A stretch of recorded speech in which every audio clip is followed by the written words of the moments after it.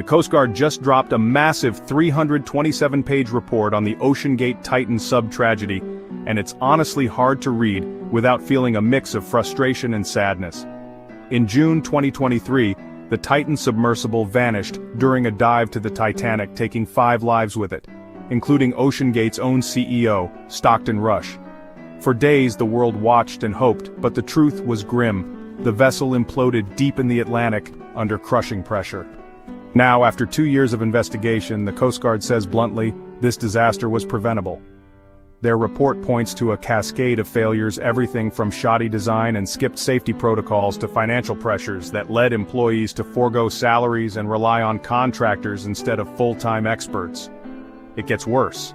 The Titan had over 100 equipment issues flagged in just 2 years. The sub was even stored in a parking lot over a Canadian winter, just to save money. And when staff raised safety concerns, OceanGate leaders reportedly fired or threatened those employees, creating a toxic culture where speaking up could cost you your job. The report also reveals that Stockton Rush, the CEO, likely would have faced criminal charges if he'd survived. Investigators found he gave false info to get Coast Guard credentials and skipped crucial training, even for himself. And when previous dives damaged the sub's hull, concerns were brushed aside.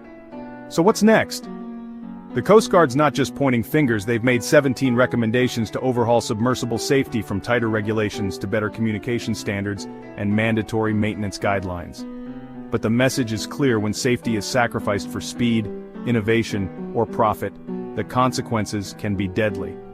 For the families and for anyone watching, I hope this report is more than a warning, it's a call to do better, at sea and everywhere else.